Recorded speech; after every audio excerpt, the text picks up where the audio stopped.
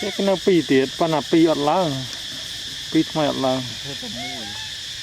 thôi ta mùi đã nó mạnh lá mà đã bị tàu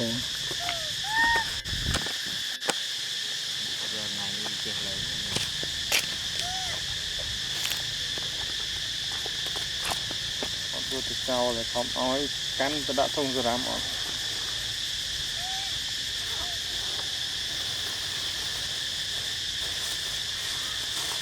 Ram rồi nó sao tới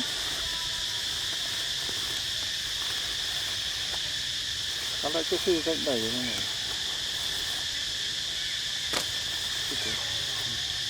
hết đi đặc thù ơi mì rất hết đi kìa ở đây xí ó ở đây đây cho đây cho đây quay cái ra này biệt đặc thù thế rất là dễ đây chứ ở đây thì nó mọt buồn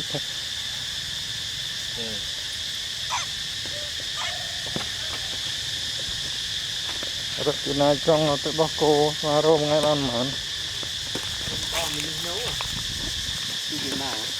hả? Bông Purina nào ta?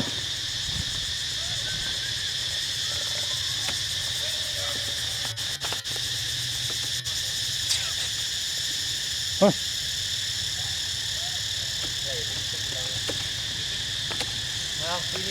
Dạ. Không tấn à? Dạ, start. Đã một đọc clip này.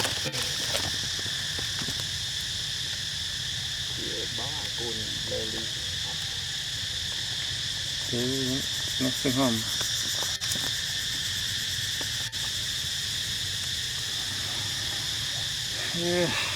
Đi con dấu là đang ọt. Cái đựng là đã đầu sắt đi. Tiệp về rồi. Âm ban mà riêng rồi. Không có bay riêng mà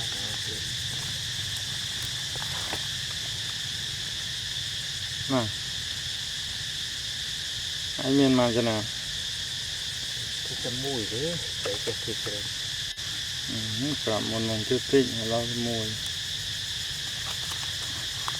từ nào chắc cứ đây này chú bảo cua này chú nào có ta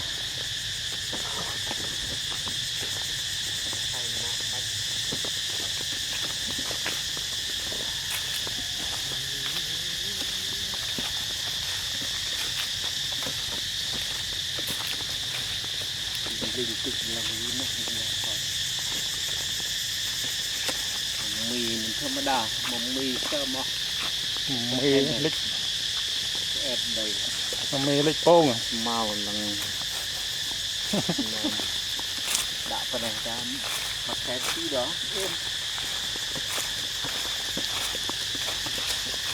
cái đỏ mới nổ thịt màu ăn màu xì bờ vi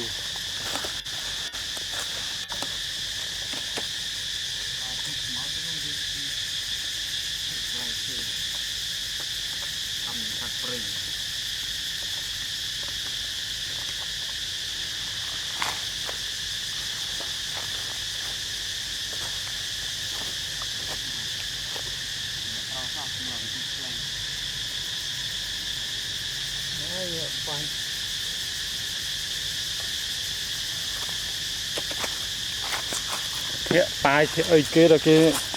đồ rưỡng là tùy về vào một thạng cái bắt cái thạng phải ăn lót thạ rồi ăn không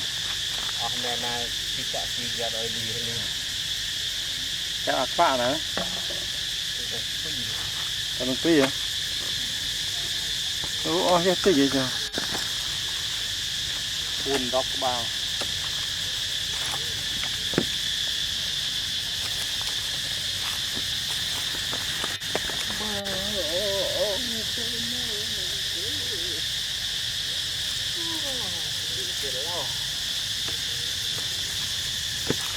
con kho năng đây rồi thêm ban lui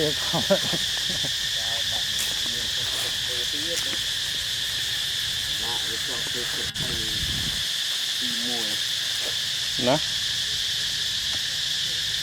nghe cho thấy hả mà nè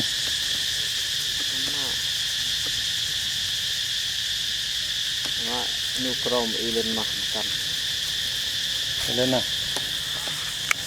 ăn nước trong suối ha sẽ thấy trong xô lị mùi phụp lù rồi ăn đây tí hả nào không mà đâu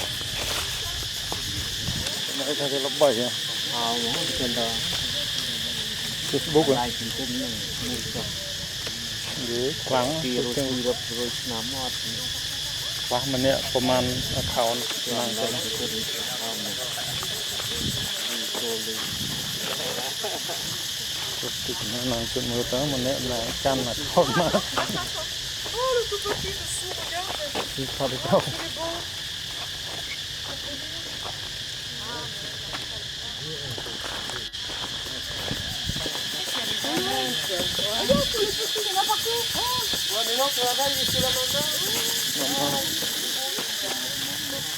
มาเต่าห้อย cô nuôi krom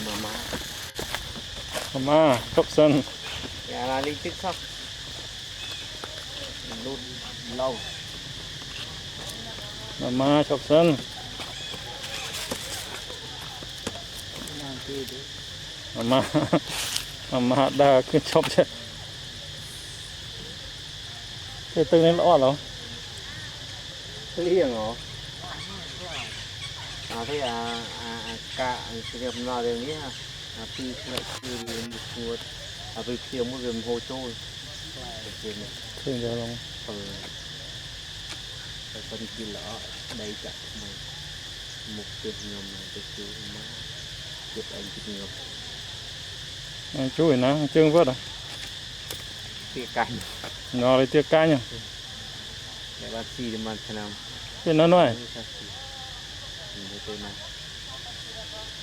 บูนนกจูเตี้ยหนู là sai ก็เบื่อ bạn nôn nồng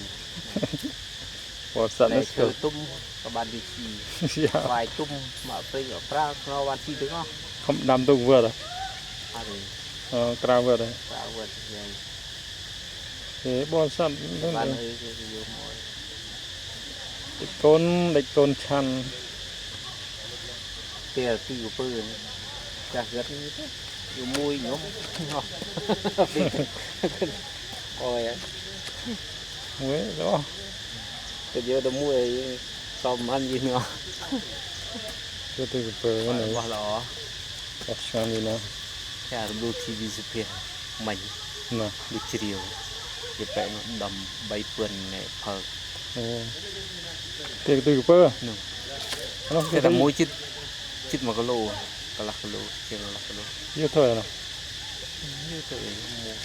một cái lô làm vườn กัดโลนะ một cái lôเป็นbay vườn như lụa gì đó kìa